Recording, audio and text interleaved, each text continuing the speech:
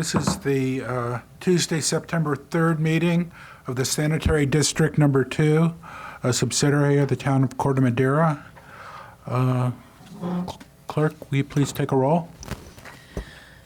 Board Member Bailey, absent. Board Member Kuhnhart. Here. Board Member Ravazio. Here.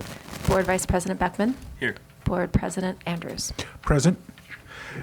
And will you stand for a Pledge of Allegiance? Always.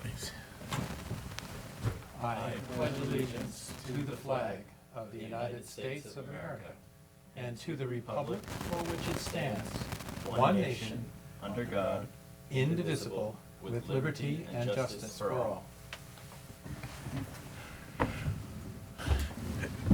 And it's now open time for public comment.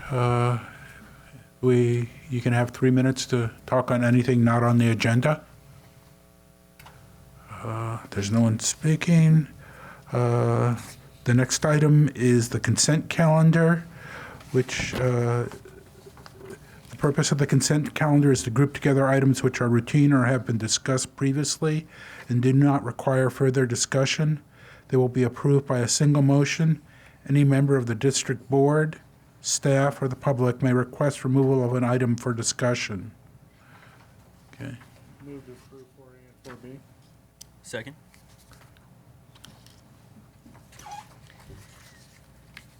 Board Member Bailey. Board Member Kuhnhart.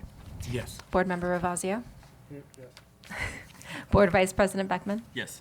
Board President Andrews. Yes.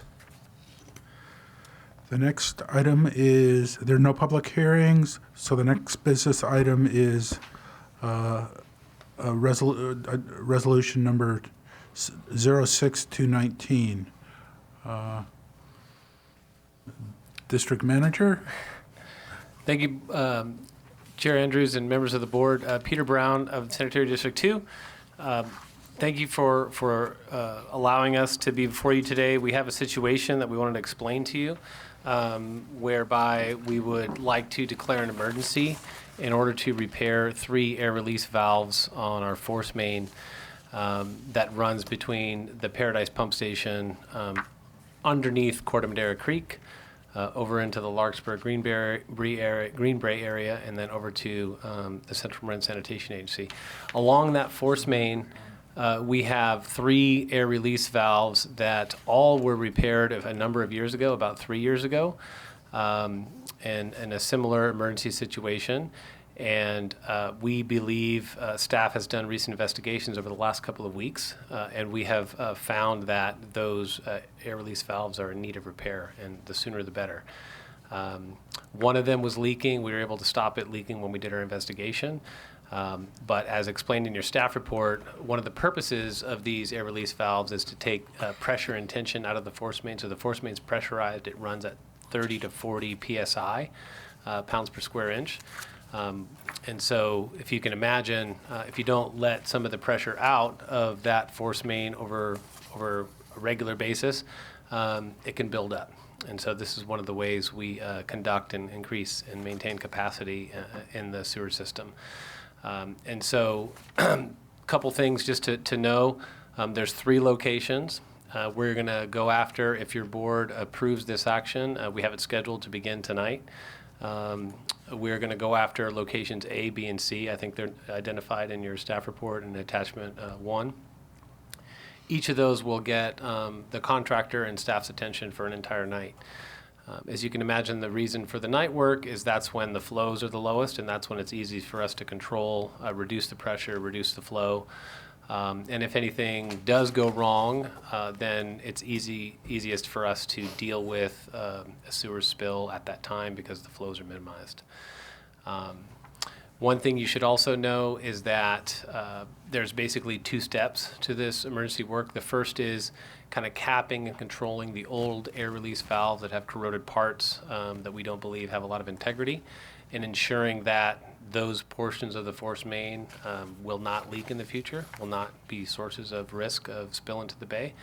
And then the second component, which we will accomplish either next week or the following week at the latest, is to go ahead and tap the force main in 2 new locations with brand new air release valves and brand new equipment state-of-the-art material that we don't believe will corrode in any of those locations. So that is the extent of the emergency work to repair the 3, cap and close the 3, and install 2 new ones. And I believe all of that work is included in the contract that's before you. So again, just to recap, the actions are to declare an emergency pursuant to the Public Contract Code. The second action is to waive the competitive bidding process. And the third is to approve a contract with Madera and Gelati for the emergency air relief valve work. And I'm happy to take any questions that you may have. How do you go about permanently capping the old ones? Do you just encase them in concrete, or?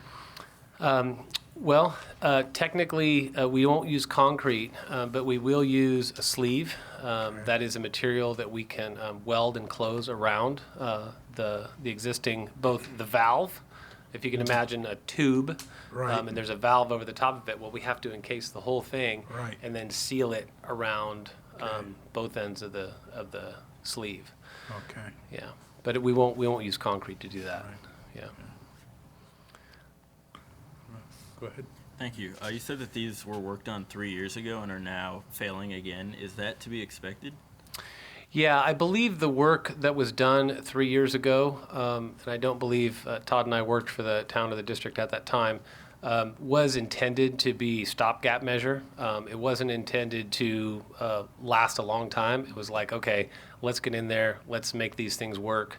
And I think it was intended to last 6 to 12 months. Oh, wow. And we've gotten 3 years out of it. And so it's time to get in there now. It's also not only night work, but this is the dry season, right? So we deal with really heavy flows in the wintertime. This is the peak of our construction season. This is also the best time to go after and do these repairs. Thank you.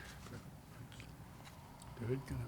Are locations A and B in the lane where the new wider bicycle ped crossing is going to be put in? Yeah, it's below that. So it's a little misleading the way that this is labeled on the shoulder of 101. It's not actually on the shoulder of 101. I think more accurately it's in the right-of-way of 101 that the Department of Transportation owns. The bridge, you can see the concrete bridge right in the arrow of letter B begins to elevate away from the asphalt of 101. And so these locations, location B is off of 101. It's basically on a side street below 101, as is location A. So we're technically in Caltrans right away, but we're not on the shoulder or adjacent to the highway. And where are they with respect to the new pathway that's going to be built? Location A is basically underneath where the new pathway will be extended out to the east. On a cantilever? Yeah, it'll be cantilevered out, and location A is probably about 18 feet below that bridge. Oh, Yeah. okay. So you'll be able to get at it in the future, if necessary. Well, we don't want to get at these locations. These aren't really good locations, so we want to cap them and seal them and not deal with them again.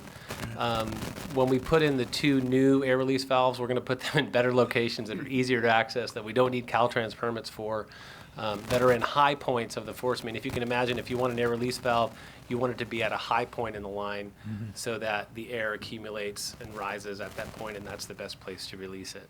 Okay. So we'll be improving the integrity of the line with this work as well. Okay. I'm just curious how you, without a bidding process, selected Madera and Gelati. Yeah, that's a good question. So they responded through an open bid process to our sewer project here that's happening in the Eastman, Chapman, Sausalito area. They also were awarded an open bid through the High Canal project to do the slide repairs. So we've been working with their staff a lot, and I think it's just through those relationships, talking to them about their availability. They were able to help us do the investigative work. And it was when we discovered through the investigative work, the potholing, the actual going down and digging and looking at these, that wow, we don't have a lot of time. These are things that should be repaired right away. And they have the skill set and the ability to do it, and we're working with them now. And so it was more a thing of timing and than anything else in their selection. And how does Newt Engineering figure into this? I didn't know that they were on an existing on-call contract to do designs. That's, Yeah, so Newt Engineering is a engineering firm that specializes in sanitary district work. We contract with them quite a bit to do design work. A lot of the design work that we put out to bid, say for your board has recently approved the Pfeiffer pump station repairs and the Trinidad 2 pump station repairs. Newt is a company that is very familiar with a lot of the sanitary district infrastructure throughout Marin County. And we have a close relationship with them, and they know the system really well. And they've been helping us through this process to do the work. In fact, one of our most recent hires, Fernanda Stefanik, came from Newt Engineering. She had a 10-year career with them, and that's one of the reasons why she got the job with us, was because she was very well qualified. just checking my mic. Are A and B one of the areas where SD2 does not overlap with Corte Madera? Is that Larkspur or is that Corte Madera? Because that's location B That's is county. Is it county? Yeah, neither of those are in Corte Madera, but they are in SD2. Okay, cool. Is B the Larkspur Corporation yard? It's more a pump station than a corp yard. Well, the Yeah. location Corporation Yard Gate Road, is that road named after the Larkspur Corporation Yard? Just out of curiosity. The Larkspur Corporation yard is actually over on Doherty. Oh, It's not at this location, but there is a pump station there. Cool. Okay, sweet. No questions? Any other questions? Any comments or, any public comment? Mr. President, I'd like to, if there's no further discussion, or, Nope. I'd like to move Resolution 06, 2019. Second.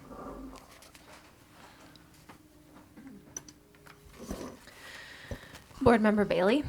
Board Member Kuhnhart? Yes. Board Member Ravazio? Yes. Board Vice President Beckman? Yes. Board President Andrews? Yes. And would you like to give us a district manager report, or is that about it? On the 17th, we'll have a council meeting and a board meeting, and what I would like to do is come back to you at that time and let you know how this work went. I think that would be the appropriate time to give a manager's report, because it'll be important to follow up with you all on the success we had here. Very good. Any reports from board members? I was curious, SD2 was having some issues with the capture of methane or something, and generation of energy. Is that, am I imagining that? CMSA? CMSA. This is obviously, this is Yeah. connected to it. Yes, it is connected. Our cogeneration engine blew up a few months ago, if that's what you were referring to. We had that cogen engine failure, and the new cogen engine has just arrived and is in the process of being hooked up and tested to make sure it works. And that is the engine that turns methane into gas. So I think that's Cool. what you're getting at. Yeah. Any other reports? If not, I'll adjourn this meeting. Thank you very much, gentlemen and ladies. Beautiful. 14 minutes.